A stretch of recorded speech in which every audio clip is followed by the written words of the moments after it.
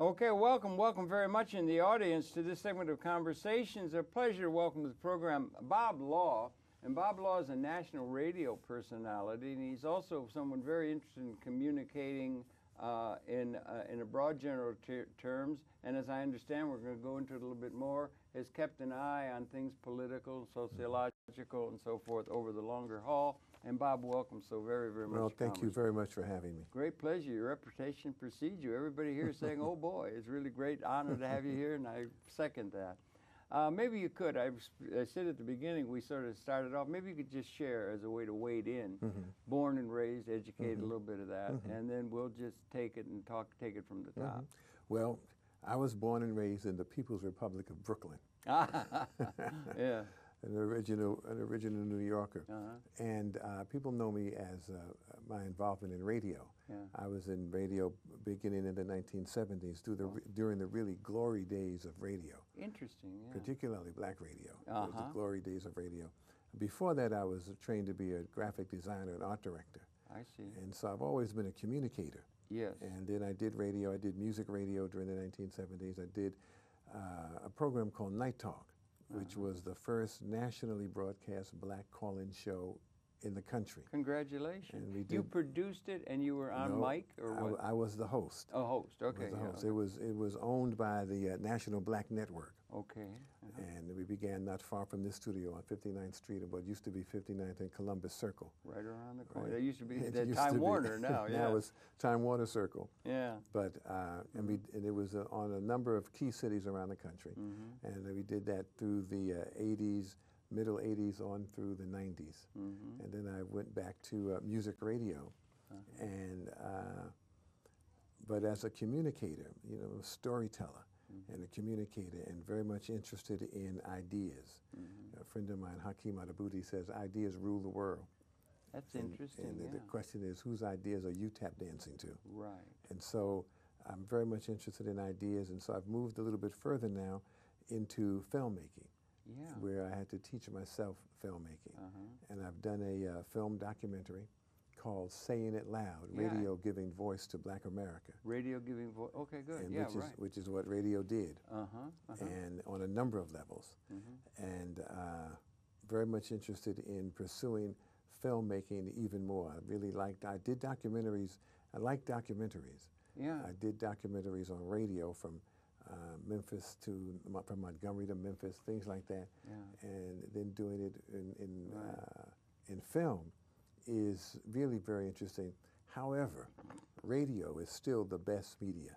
You do think so? Yeah? Radio operates in the theater of your mind. And that is the most powerful, the broadest, the best theater that exists is the theater of your mind. Okay. And so you can talk to people on radio, and I can say things to you. For instance, I used to say while I was on the air, if you're trying to create a certain kind of a mood, a certain idea, we used to say, close your eyes and watch this. And see, if you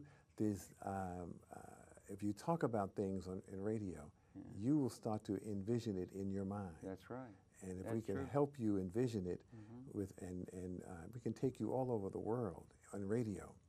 And you are part of the trip.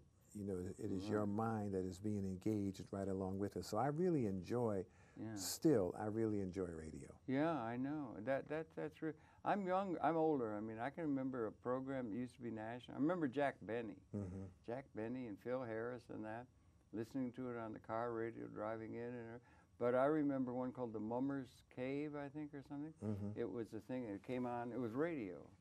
And the guy would come on and he would say, welcome to the program. Turn off your lights, turn them off. And some joker would turn off all the lights, everybody would shudder. And then he would say, weird stories and murders to the mummers.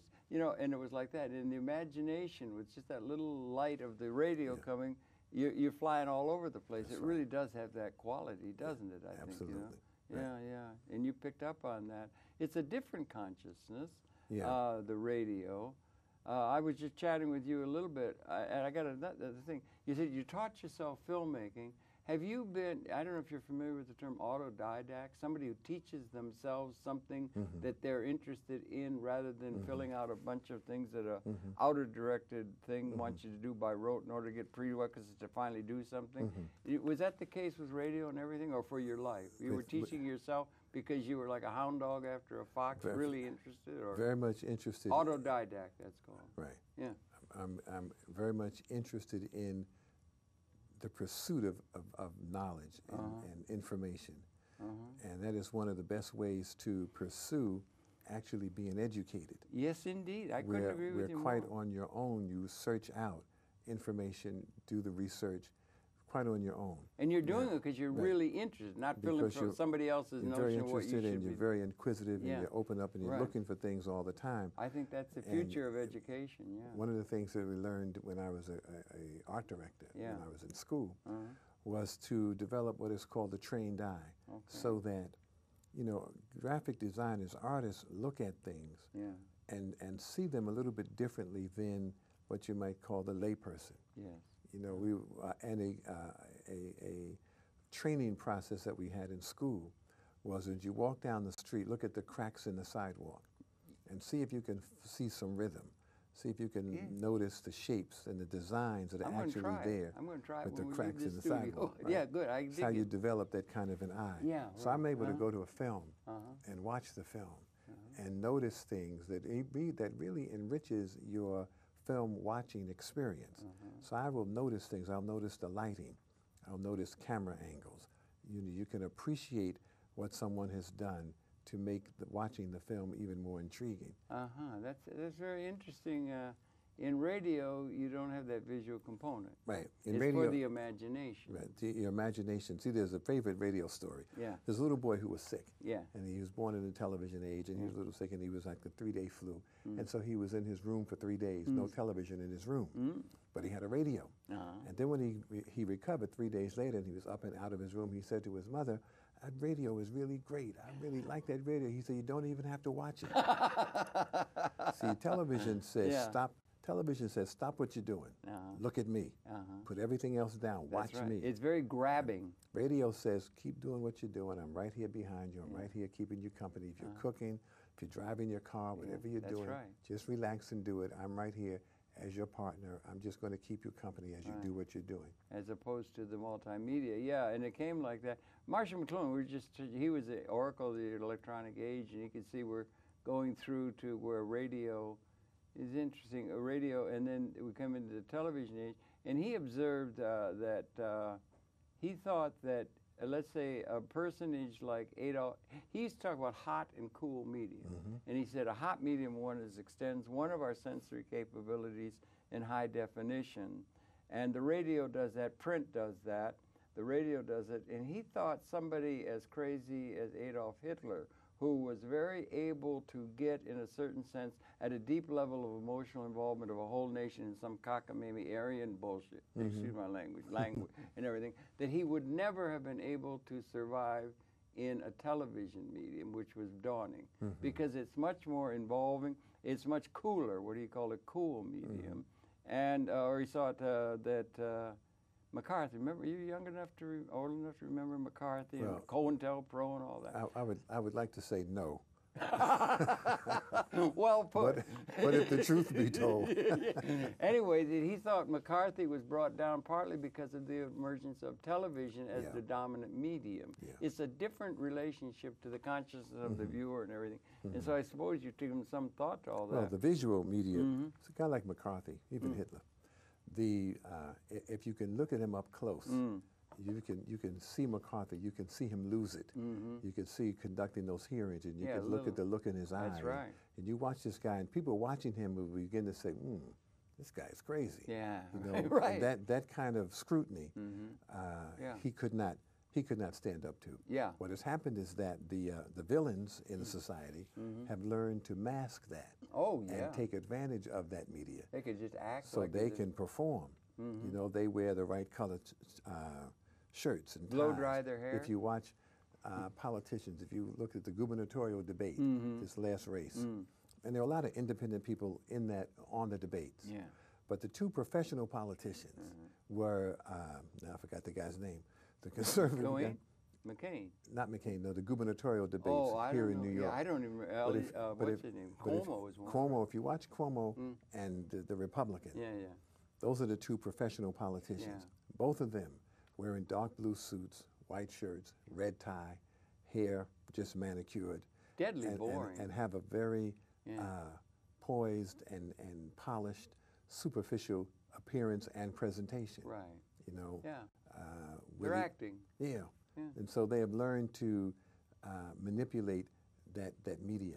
But it's also, at this point in time, a very friendly media. The media is very, very friendly toward establishment power brokers. Okay. There's nobody. That's interesting, yeah. There's nobody. See, the real function of the media, the news media, and media in general, the real function is to manufacture consent. That's right. Thank you, Mr. That's Noam Chomsky and Herman. Yeah, wrote a book on that. Absolutely right, and that's their function. Yeah. So they present things and they present a point of view, and they don't raise certain kinds of questions. For instance, if any television news reporter, anybody interviewing Cuomo or any politician, they ask them, "How do you feel about raising taxes?" Yeah, right. Because that is what the professional politicians are prepared to respond to. But they don't ask them, how do you feel about rolling back tax breaks for the super rich? Right? It's a way of wording it. They don't say that. Yeah. And they simply ask about raising taxes. And the politicians are all prepared to do that. Yeah, and they've got talking points that they've got a set answer to, yeah. So they've learned from the ad agencies, too, how to manipulate emotions, right? Right. Yeah, right. Yeah. The ad industry is is the most sophisticated and really the best idea-selling organization. That's where all the ads are. I mean, that's where all the talent is in making the ads. The programming is just something put between the ads, so you're going to sell more cornflakes than Wheaties, and that's what it's about in the business. You know, like we just aired a program yesterday from the day we're taping with Vance Packard. Do you remember Vance Packard? We had done a program with him, The Hidden Persuaders. It's amazing how much they can project ahead on a certain ad that they do, how many more cornflakes it's going to sell, and predict the American response or the world response to a particular thing they're doing. They can predict it with such degree of accuracy. It's very, how much they can manipulate human consciousness and understanding. Yeah. Yeah. They don't call it, they call it being more scientific, more efficient. Yeah. You know, there was in marketing and advertising, there was a major manufacturer who said that, and this is what the ad industry is trying to answer. His question from now on. He said that I know that only half of my marketing works. I just don't know which half. Right? And so the ad industry is now trying to move to the point you just raised of being able to say, we can now tell you which half.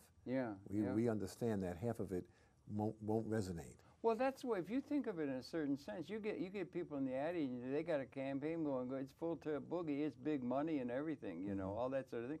The political process has become television. Mr. Obama's going to have to raise $1 billion this year in his presidential campaign 2012. It's big business.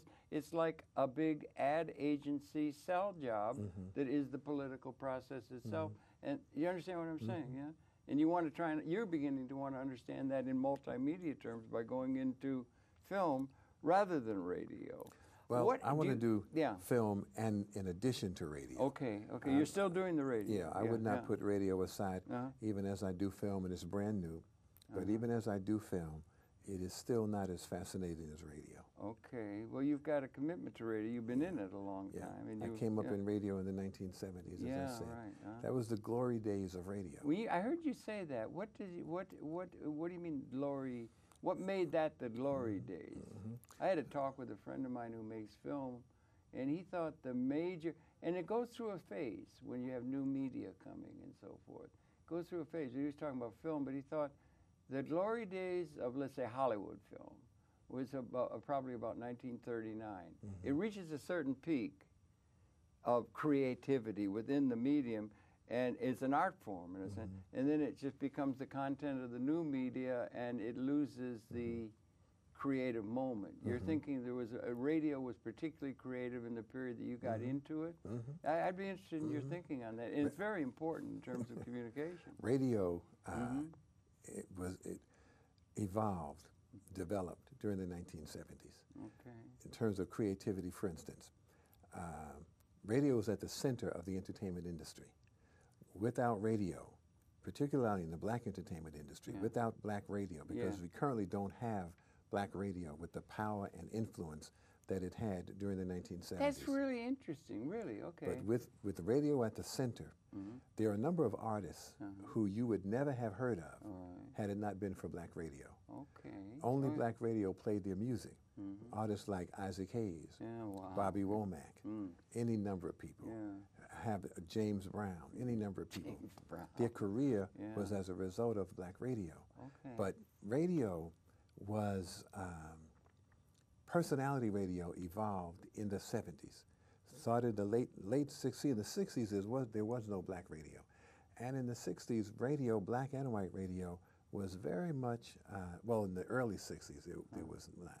There were only one or two disc jockeys. Hal Jackson was on the air, a black disc jockey here in New York. He was on at about 3 stations at this. Early 60s, we were still an outright apartheid country for crying out. We had Mr. King and all kinds of things coming in terms of empowerment. Yeah. You know. There was some radio, but not 24 hours, 7 days a week. How did they get to be where there wasn't? There used to be a Del Rio, Texas, 500,000 watts or something, and there's a business model and there's a technology involved in terms of getting a network and getting outreach and everything.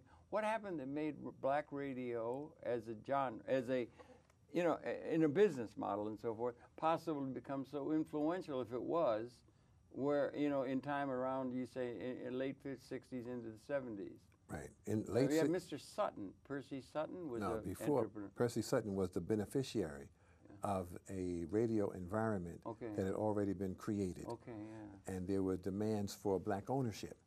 But and Percy Sutton was the beneficiary of the demands for black ownership. Yeah. Black ownership. Harry Novak, who owned WBLS, well, it was WLIB AM and FM. Okay, what's WBLS, WBLI, and WLIB AM and FM were, along with the WWRL, were the black radio stations in New York City. That was in New York, but what about nationally? Was there a national connection?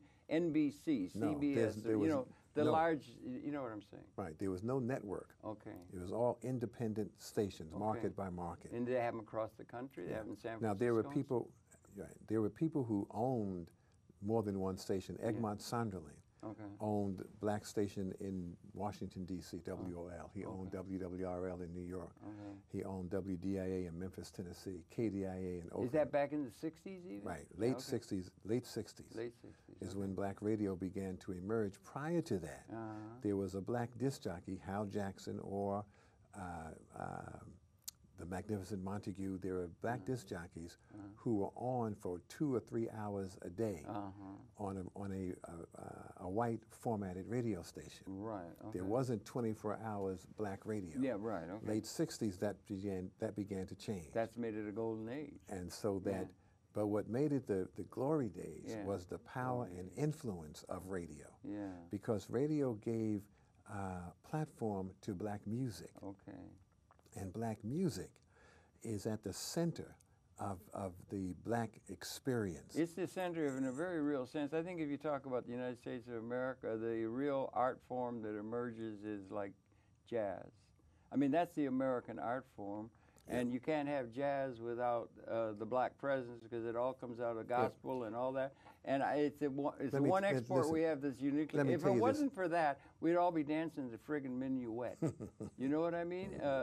That's the creative. That's the creative story, the creative birth of an art form. Anyway, I'm sorry. Yeah. Here's what is significant about the music. Okay.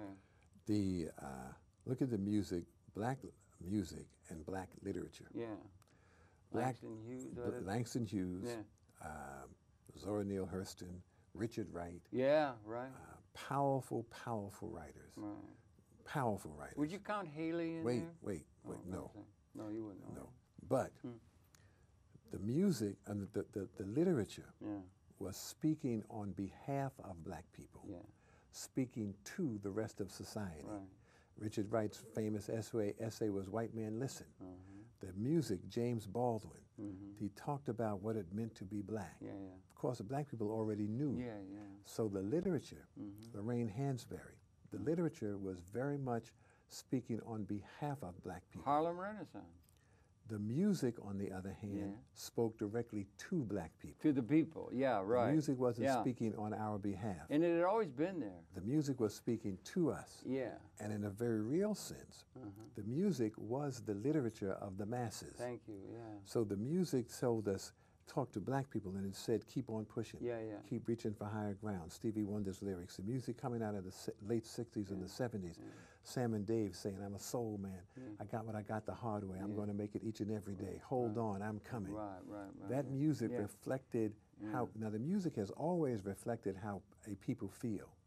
The 1950s, the music, the doo-wop music reflected how we felt, but it was a kind of very innocent, I'm going to get married, crying in the chapel. I had a friend of mine who used to go up Harlem in the 50s. He claimed that it was about 59 was the peak, and he said he would go there with a recording device. It was a pretty sophisticated, he's got reels and reels and stuff, and there'd be guys standing on the corner, and they would be singing a cappella, and it was clear, honest to God art it was going, and he was recording that. He thought the peak period was about 1959, and he was recording that stuff just because there was this music being made on every street corner practically.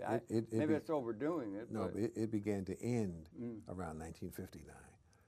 What was ending? It was called, the people on the corner was called the Street Corner Symphony. Yeah, okay, right? yeah. And there was a whole doo-wop era. It lasted only for a short time. From the middle 50s, from 1954 maybe, only a short time. Frankie Lyman and the Teenagers, they were the record industry's first super group. You know, Frankie Lyman and the Teenagers with a lot of groups, the Kleptones, many, Little Anthony and the Imperials. I think Little Anthony is still performing.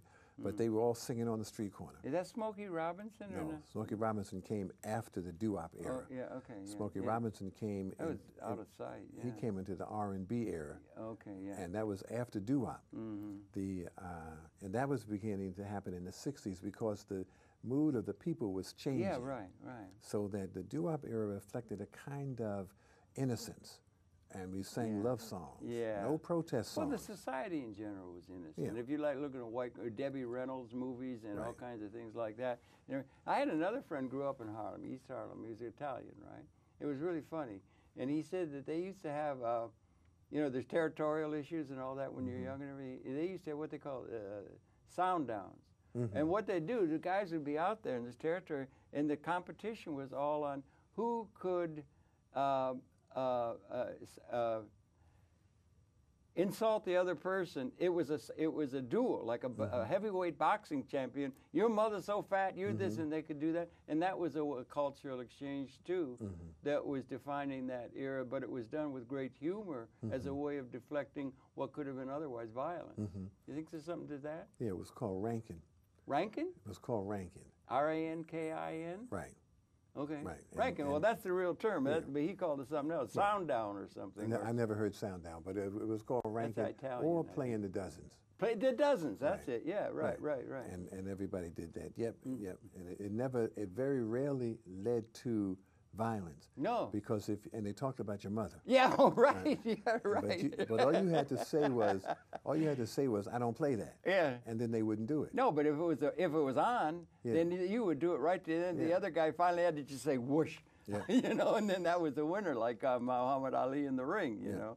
Anyway, it's interesting, the cultural thing, but you're talking about the music, but that was part of the culture and everything. See, the music, as I said, the mood of the people changed, and so the music began to reflect that. In the 50s, there was no protest music. But That's right. But in the 50s, the dances were like this. Yeah. In the 60s, the dances were like this. Yeah, okay. And then it began to change. Well, you began to start getting Martin King and things. You start getting, you know, all that, you know, the Freedom Riders starting. We had apartheid, for crying out loud. It was crazy. Crazy, dumb that we had, and that we had all that to go through. But okay, that's really interesting, the story of all the music. And yeah, I can understand what you're saying, and you could get that on 8-track. They used to have a thing called 8-track. You could record it on the way of doing it. Everything's galloping now. Now, and you've been involved in that the whole while in radio, and you still love you're still doing the radio thing, and you're still producing a program. You're on the air. Excuse me, I don't listen to radio. Because I should, I guess, but I never have cottoned to it very much, you know. trying to be in touch with what the dominant medium is, which is television. It is, now it's going into the internet. That's a whole new thing. But the thing that's interesting about radio and television is that none of the new media displaces it. There's internet radio, there's the internet, but radio is still there. Straight up commercial radio. Still the major communications medium in the country, in the world. The people who are influencing public opinion, who are on the air, even though I don't agree with their opinion at all. Rush Limbaugh, people like that. They're on the air 4 hours a day, 5 days a week. Have you and noticed? They have, wait now. Go ahead. And they have enormous influence. Absolutely. Because they're on commercial radio. Radio is right here. And radio is never more than an arm's distance away. That's If you're true. in your car, radio is right here. That's right. If You can be doing other things. Your desk, radio is right here. Yeah. Radio is very, very personal. And radio talks to the general public, one person at a time. Yeah, that's true. When you're listening to the radio, it's just you. Yeah, that's You're right. in your car by yourself, you're at home by yourself, you have on earphones. Radio is really talking to millions of people, one person at a time. I've heard comment in various places and everything, if you start looking at the human condition, we want to get down a little bit. We got this demonstration going on about what's going on in Libya and whatnot. We want to get to that.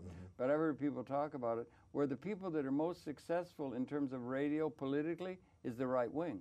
The right wing seems to be a really effective way of getting people all ginned up. But the progressive community, you know what I'm saying? It's not. It doesn't work for the radio. Doesn't work for the progressive community nearly as well as right wing. And what does that tell us about media biases and media effects upon consciousness, if anything? I think that radio has worked. When I was in radio, coming up in the 70s, listening to radio, being on the radio in the 80s, radio was working extremely effectively for the progressive community. Well, the whole world was progressive then. But the progressive community did not concern itself with ownership. Ownership of the radio station. Ownership. Well, I would suggest the progressive community is not nearly enough concerned itself with the ownership of production, a means of production or communication or anything else, because the progressive community tends to disallow or count as not very important having a labor theory of value base of thinking from Marxism or whatever, that labor is the important thing in terms of production, and yet the technology is becoming more and more responsible for production. So they don't have a very good interest, nearly as much as they should, unlike Mr. Gaddafi, I would submit, in Libya, which is something we want to get to, in terms of the fact that the ownership of technology should be owned by the people, if only as a means of distributing income so they can clear the market. We got a problem because we're all locked up with the labor theory of value, the progressive community. Well, if you can follow. Maybe that's off the base. The right wing concerns itself with buying and owning. And so they have eliminated progressive radio by buying all the radio stations. Right. Well, that's a lesson that the progressives haven't learned, is what I'm saying.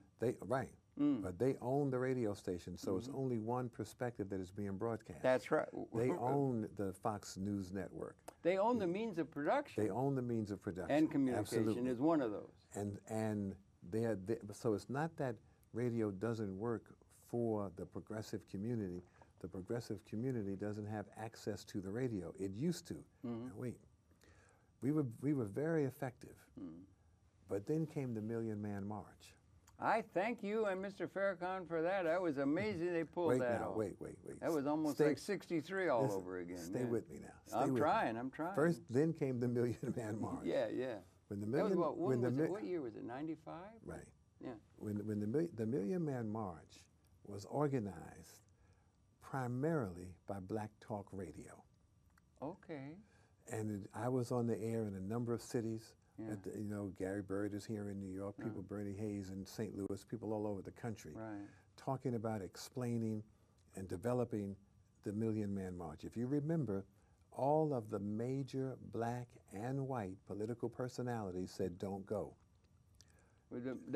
The black and the white major personalities. The black and white major political personalities said don't go. The political people in the to the Million Man March. Don't go. What was their reason for saying don't go? They just said don't go. It's going to be a riot, or it's going to be violence, or what are they trying They said various different things as to why. Yeah. One person said that there's going to be a plane flying above, sprinkling, this preacher said sprinkling dust and going to turn everybody into a Muslim. They said all kinds of things, right? Other people said it was magic dust. Jesse Jackson said that don't go because you don't just go and take men. You go and you have to ask government for something. Yeah, right. Everybody said don't go. Yeah, okay. I said go. Yeah, it's good for you. Mr. Farrakhan said go. Yeah. Black radio personalities around the country said go. Did they go? They did. They did indeed. It was a major thing. Yeah. Jimmy Breslin did an and let's mention Akbar Muhammad. All right. He was there. Yeah, he was there, and he was there with Malcolm even. Back to Malcolm with the nation. Yep, I don't want to go back to Malcolm. Okay, you don't want to go back. Okay, we can go. I'm not yet. Let me just. I don't know where we would have been without Malcolm. Wait. Let's just finish this point. Okay. Then came Jimmy Breslin did an article, a column he did an article in his column. Yeah. Where he actually scolded his colleagues in the white press, and he said literally, "How did this happen up under our nose? We didn't pay any attention." Yeah. How did this happen? People began to come to me, 2 and 3, the press from all over the world began to come to me in New York 2 to 3 days before the march. They said, how did this happen? Jimmy Breslin said, how did this happen? Right. How did they get the word out? We never gave it any rhythm. We never covered it. How did they do this? And they determined or discovered or realized that black radio was functioning like a kind of electronic underground railroad. Wow, okay. And it was disseminating the information. After the Million Man March, there seemed to be a decision that black media, and particularly black radio, has to be eliminated. And the way you eliminate it, COINTELPRO days, but the way you eliminate it is to make it unprofitable. Right, so that would do it, wouldn't it? Yeah. So that a show like mine, advertisers would begin to say it's too black. And so there were people around the country who were talking just like me. Yeah. And advertisers began to say, it's too black. If you're going to use black radio like that, then we won't sponsor. The sponsors they say we can take black consumer dollars for granted. Black consumers will complain that they don't hear certain people on the air. But they continue to buy the products. I will say to people, you're complaining that people are not on the air, but you're listening to black radio stations and you know that you don't hear commercials for the products that you buy. That's right. You know you don't hear the commercials. Now just think about that. Yeah. But you keep listening. Yeah, I remember Woody Guthrie used to have a hell of a time trying to get us for a song out for the folks and everything because the advertisers don't want to hear that. They want to sell cornflakes. Right. You know, right. See, people, or they want to sell racism, really, or the racist conditions that existed, and it was being challenged as it should have been. It has to be and still does. Right. Yeah. And so, in order to be on, well, that's interesting. There was that much conflict. I mean, effect from the black radio. I hadn't realized it was black radio more than anything else. Listen, okay, good. In 1984, Jesse Jackson ran for the presidency. Yes, he did. Right. He introduced his run on my show, Night Talk. Oh, good for you. He was my co-host every Tuesday night. He was very articulate. Right. Very articulate. But had it not been for black radio, nobody would have known that Jesse was running because the white press was not taking him seriously. Yeah. And well, they think they can. They think they can isolate anything like that. Yeah. I mean. Well, they've been able to do that, and see, in this generation, they are able to do that. Yeah. There are a great many things that are happening that are not being mentioned in what is called the mainstream media. August 13th, people are coming together from all over the country, from various other countries. People are coming together to assemble in Harlem to raise the issue of the recolonization of Africa. Right. And of African people everywhere. Right. Yeah, particularly focusing upon the bombing and dropping predators down the chimney of Mr. Muammar Gaddafi. Look, it's a pain in the neck. I don't know how they can pull that off. It's this Eurocentric. It just doesn't look just like colonialism and the old. They might as well start calling them wogs like the British used to do. It seems to me. Well, that is why the theme for the 13th is we have to stop the recolonization of Africa. Yeah. So you look at what's happening in Libya, you look at what's happening in Zimbabwe, look at the illegal sanctions against Zimbabwe, and you look at the dismantling of public education in New York City. Right. You look at the attack on the quality of life of working class people, particularly black people, right here in New York City. I'm going to hold up now, Josh, in the booth. I'm going to hold it up here. Maybe you can come in tight focus. You don't mind, right? Turned up tight focus. We got a graphic here that you can bring up, which is talking to this issue. And here, you can bring it right in tight focus. And it's the million, and you can bring in the print at the bottom, too. Maybe you can read it for me, because I can't read it.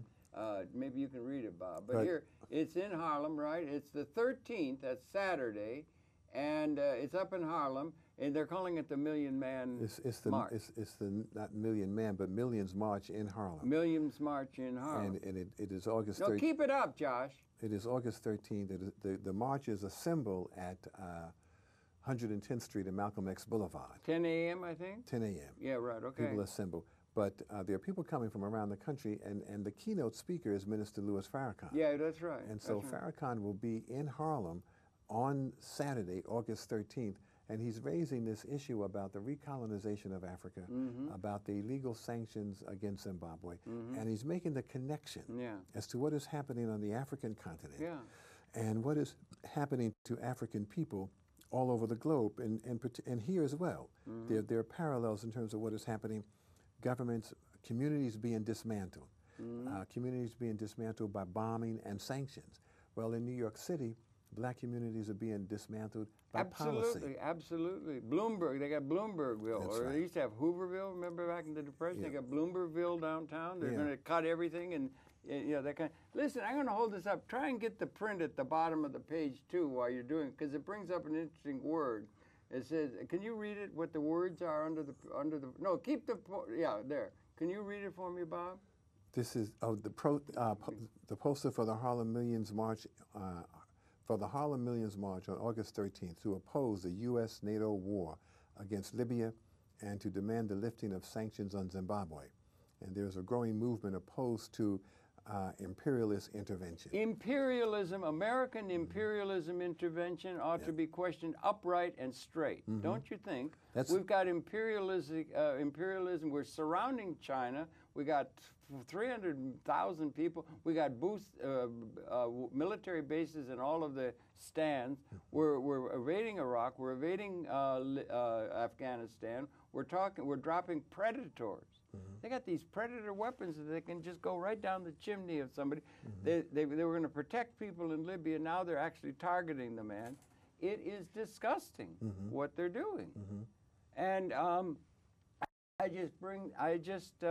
so this is a protest of, it is imperialism, and it ought to be questioned and not accepted. And NATO, and what are they doing? The International Criminal Court's going to say they're not legitimate. They went from doing that to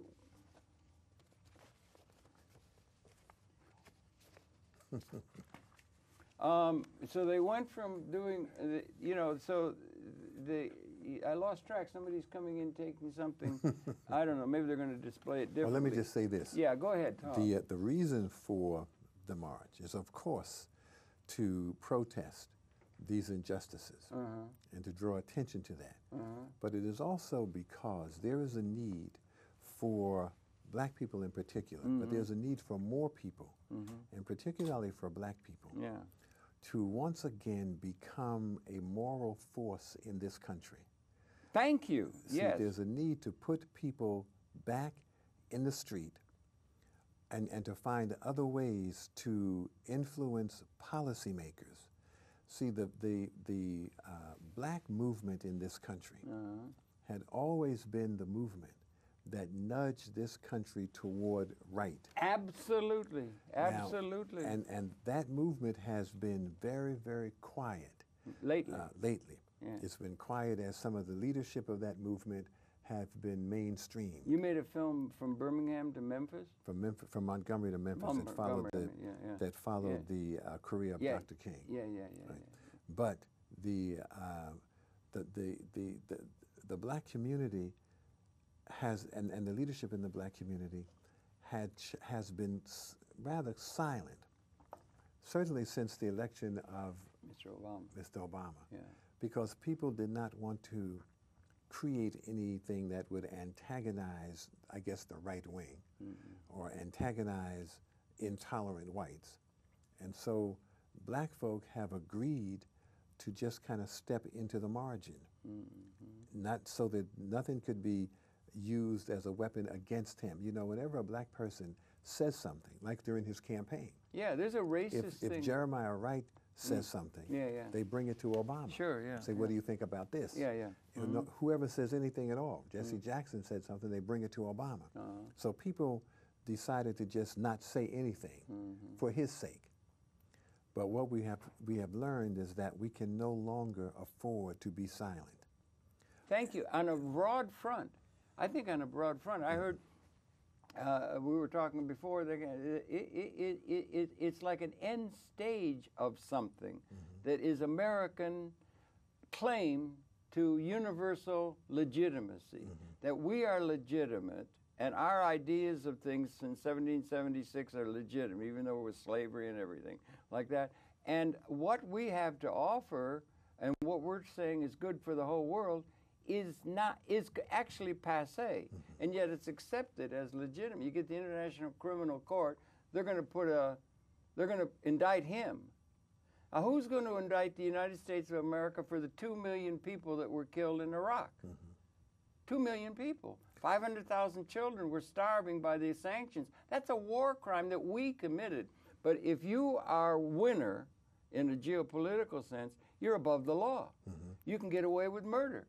Who's going to indict the imperialists who are killing people with alarming regularity all over? That system ought to be challenged rather than just accepted as legitimate historically.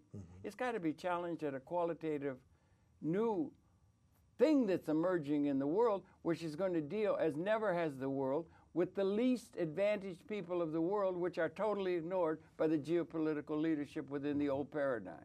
Do you think maybe we're coming to that? And in one sense, to just get a little thing here, Gaddafi was setting up a pattern. He's setting up an investment bank in Europe, for Africa. He spent all of his attention down in Africa. Nelson Mandela loved the man, helped break the back of apartheid. He supported all the liberation struggles that were for Africa, put his attention there.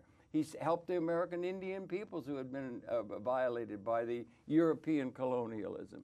He stood for the people that are least advantaged. Somebody ought to be standing for them rather than kissing the hem of the power structure du jour called the United States of America, whose time is past because their system is out of date with what's required, and they ought to be stayed from dropping predators all over the place in some kind of wild denial of the writ that they think runs in all the world and the universe. I'm getting a little off base here, but I think that that's the quality of the thing that's going on now. We need a new thing, and that they would attack Gaddafi, one person who helped have some support for the least advantaged people of the world, is attacked, and his sovereign funds seized, and all of this, and this propaganda campaign launched. Really ought to be, they ought to get 2 million people out in Harlem, if you ask me. It ought to go all the way down to Times Square or something. I'm sorry, I'm ranting a little bit, but I think it's atrocious. They're talking about Syria now and Yemen, and all they can do is bring out military forces, and so I'm sorry, listen, I'm ranting. Let's come back to your Please question do. Yeah. of who is going to indict them.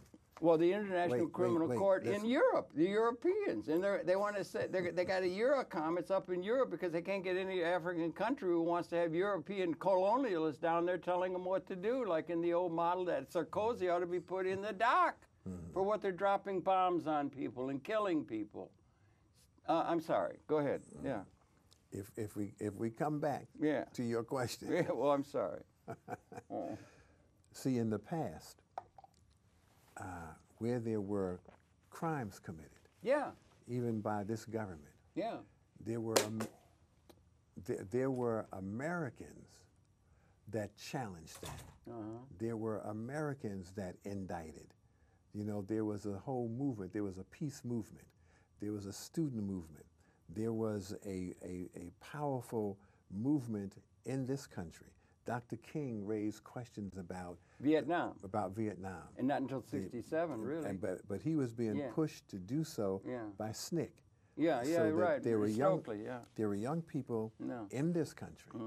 There were young people in this country who were building a movement that challenged this nation's own contradictions, and were very effective. Also, were successful. And what happens, and so the reason for the march, on the demonstration, the gathering on August 13th, is to put that kind of movement back into the street. Okay, it'd be good to give new birth to that kind of a movement where the people who should raise the questions, the people who should point to the contradictions, are now being urged and organized and mobilized once again to put a movement back. Because, see, America and other countries, as you see around the world, there are young people and adults as well, but there are young people in the street that are pushing for regime change. Regime change where? Here? Not here. Not here. Not here. Here's where, well, go ahead. But here's where, that's what this movement on August 13th is for. Let's find out where to put that back, to get that kind of a, to resurrect that kind of a movement. Yeah, well, I would call that, if I may, I would call that the spirit of 1970. Yeah. It was just, we're going to get back to that, where we really brought, we were killing, remember the napalm? Dropping on little children? And they were dropping that. There were 58,000 men in the United States died in that, in our little adventure there, because our mistake. We lost the war. It was apparently the lesson was not taken on that, and there were 3 to 4 million Southeast Asian people killed dead by our mistake. And so there was an opposition to that. They finally closed the whole country down. They had to close the whole country down, but that was on one issue of American policy. Now it's coming down to where it's even more intense, but the spirit of that is being directed. This thing here I got, this is the thing, Cynthia McKinney's been over there reporting really well from there. If you can pick it up on the camera, Josh, this is Cynthia McKinney. It's not going, she's talking day after tomorrow from when we talk. He's going to be reporting on what's going on. But this was there, and then this is the thing where announcing the Red Ant Liberation Army News. Here is the thing where they've got the various injustices of the world listed for everybody, and it goes on for 18 pages of unjust systems within the system that's ruling the world and calling itself legitimate. It goes on and on. Ladies, men, all over. It's the system itself. Rather than saying one aspect of the system has to be challenged, but the system holds, the system itself is coming to an end at this time now. And it's going over the top in a way that we need to have some sort of a larger even than the issues that were involved in 1970. In a sense, the system is out of date seriously, and it doesn't have historical legitimacy. I don't think we were questioning the historical legitimacy of the American model, or the imperialistic model, or the Western European model. But we're doing that now, perhaps. That's what I'm getting at. Well, bigger than that. Look at your point with Cynthia McKinney. Yeah. Will be at Riverside Church. She's going to be there tomorrow, and or day after tomorrow. She's been to Libya. She's been to a number of places around the world. And she comes back and she reports back. Yes, indeed. Now, remember, you mentioned Kwame Ture, Stokely Carmichael. God bless him. If you remember that Stokely also came to the Riverside Church. A number of people did. But when Stokely came to the Riverside Church as Stokely Carmichael, when Jim Foreman went to the Riverside Church to put his Black Manifesto on the door, when they spoke at the Riverside Church or any place else, they would leave there and go back to a movement. So they didn't just come and report, because the reporting doesn't really mean as much unless the reporting leads to some action. And there's something for people to plug into. There will be people who will come to hear people speak now and will be very much entertained and gratified by what they hear. But when they leave, they don't go back to any work. They don't go back to any movement that is pushing back against those contradictions. Are there, however, Is the nation helping? Is the Nation of Islam? They seem to be getting a lot of good stuff out, and there's some, there's some things there. Here is the point. Yeah. I'm staying with the August 13th demonstration. Yeah, okay, good, very good, yeah. On August, the reason for putting a movement back in the street is that when Cynthia McKinney, for instance, comes to the Riverside Church, this time she can say, be in the street on August 13th. Yeah. And when Stokely came, when Martin Luther King came to the Riverside Church, when they spoke and when they heightened everybody's consciousness, he then said, now meet me in Birmingham. Now meet me in Montgomery. Now we're going back to Selma. And it was in Riverside Church in '67 that he finally came out real full-tilt boogie against the war. But when he came which out, turned the tide. When he came out against the war, and he did turn the tide of public opinion to a large extent. But there was an anti-war movement at that time. Yeah, absolutely. At that time, the anti-war movement was smart enough to call it the peace movement. See, if you understand about the selling of ideas, to say anti-war is not as doesn't resonate like peace, because that is what we're talking about. But there was a peace movement then. So when he came out against the war, there was a whole generation of people who, after hearing what he said, they could then say, follow me. We're going to be in the street at the front of the Pentagon. We're going to be in the front of the White House. We're going to be wherever it is. We're going to be on the campus at Kent State.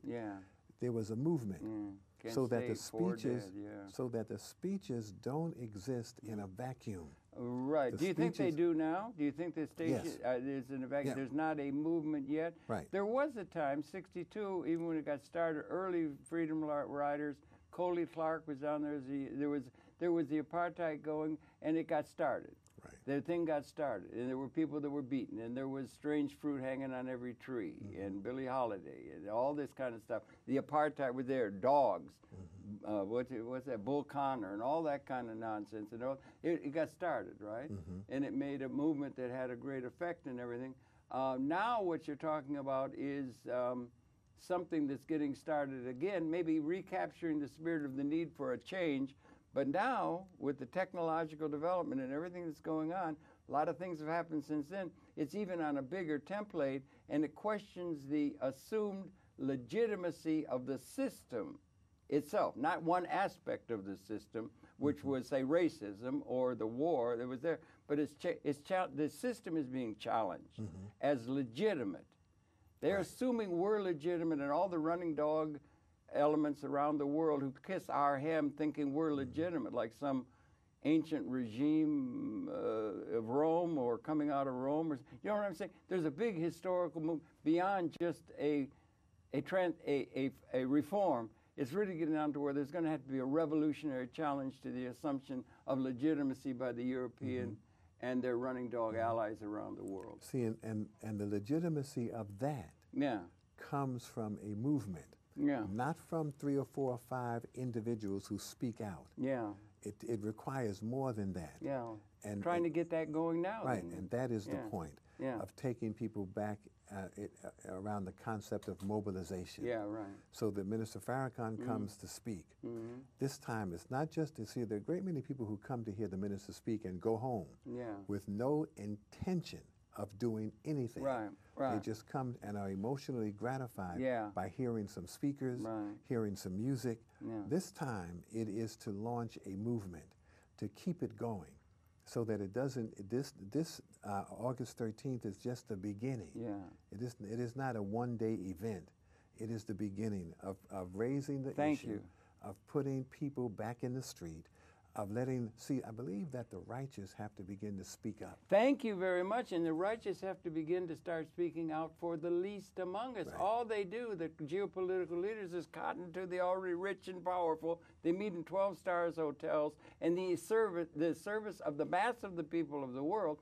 Did you see in the Wall Street Journal that the net worth of black people, in America, and also the Hispanic, is 20 times less than the net worth of the white population? 20 times the net worth of the white population in America as compared to that combined of the black and the Latino. 20 times. For every dollar of net worth that there's 20. And that's indicative of the injustice of the system that's being reified by what is trying to be done, and it's got to be questioned systemically. But you wouldn't think that if you looked at how black people spend. Black people spend 7 and 8, 9 times more than whites who have more money. For instance, seafood. I had a seafood cafe. Yeah, I know you did. One of the things that we know about seafood is that for every $1 that whites spend on seafood, black people spend 9. Why is that? We are the greatest consumers ever. If we were to take what we do have and begin to turn that around and use it in our own interest, we could use the resources there. Whites might make 20 times more, but we have a lot of money. Okay, good enough. Listen, black people have plenty of money. Okay. That money needs to be spent more scientifically, more strategically, more effectively, turned back into stabilizing the black community. We got a movement. We got a lot of work to do. Thank you very much for all the work that continues, is only building. And thank you in the audience for viewing. It's been your pleasure to have the perceptions then of Bob Law. Thanks a lot, Bob, for all the work. Let's see you on the barricade. All right. And I think they're coming up, and everybody ought to get out to Harlem. What is it, Malcolm X and Malcolm X Boulevard and 110th Street. 10 a.m. on the 13th. It's a Saturday. Right. And we're going to get, let's hope we get 1 million. Let's hope we get 2 million, 5 million. And it grows into a very big questioning of things in a very large tablet. You've had a help in bringing about, and God bless Stokely Carmichael's memory and the people who've led to this. And thank you very much for viewing. We'll be coming back again tomorrow. That's it for now. Bob, thanks again, once again, for all the very good work that continues. Okay, until tomorrow. So I'm sorry I got carried away a little bit, but I'm really concerned about the state of the world. Those weapons are species lethal now. And they're being used in such an irresponsible, dystopic way. It's like some awful dystopic, just predators going off all over the place. I mean, it's really, it's very dangerous. But I think that's key to understand, that what stops it is not the World Court, which the U.S. controls. It's Eurocentric. Yeah, it's not NATO, it's which the U.S. controls. Absolutely, the UN Security Council, controlled by U.S. and Western powers. But those elements have never been responsible for changing the course of history. That's right. It has always been the people. I know, and it comes... So it's got to be the people. Once again, the people have to be mobilized. Yeah, right. So, for instance, look at this debate over the debt ceiling. I know, it's something else, While they are playing and back and forth and refusing to tax the super rich. Yeah, I know. Right? They will take away people's Social Security, anything. Well, they got health insurance. They'll take anything in order to protect the fortunes of the super rich. They got it all. But if now you've got the politicians are not going to resolve this, you know, because you really have the Republican Party saying that they cannot allow Obama to run the country. So they've got to stop everything he does and impose their will. You think that's racist? Yeah. Yeah, it is racist. Absolutely. Yeah. Certainly a large segment of it's racist. Absolutely. Yeah. They can't allow him to run the country. However, what if the people were in the street while they're having this debate going on? What if there were people all around Congress, all out in the street saying, tax the super rich? Oh, that would be good to get rid of that tax cut that Mr. Bush did. It all went to the upper 1%. But listen, I heard Bob, you don't understand. They need new brass railings on their yachts. That's right. They got to have that. That's right. They got to have that in the Learjet. But what if people actually did that? See, what if the people were in the street, out in front of wherever it is, out in front of the Senate, out in front of Capitol Hill? What if people were in the street? I have a dream. If they were, but there's no preacher. That's like King. There's no preacher who can get up and at this point, if he did, they would not get the same visibility. No. You know, but there is no preacher. There's no movement. If he did, a black Messiah or any Messiah rose, they'd get a predator down his chimney. But there's no movement because King didn't do anything by himself. No, right. He was on the wings of a movement. That's right. And the movement went even beyond him. And he had, when he took the position against the war in Vietnam, that was King trying to catch up to the movement. You know, the movement had already gone beyond where he was politically. And when he made that speech at the Riverside Church, it was clear that he understood all the time what we were talking about. Yeah. Okay, brother. Well, there's some challenges ahead, but they're really on a larger scale. It's just getting. It's like. But that's how it's going to happen. It's going to have to be the people again. Well, let's get out of this studio and go out on the street and get it going. Okay. Let's do that. You want to join on the barricade? Yeah. Well, I'll be there. I'll see you on the barricade. Yeah. I know how to drive an M48 tank. I learned it in the United States Army. Now you need to go buy one. Yeah.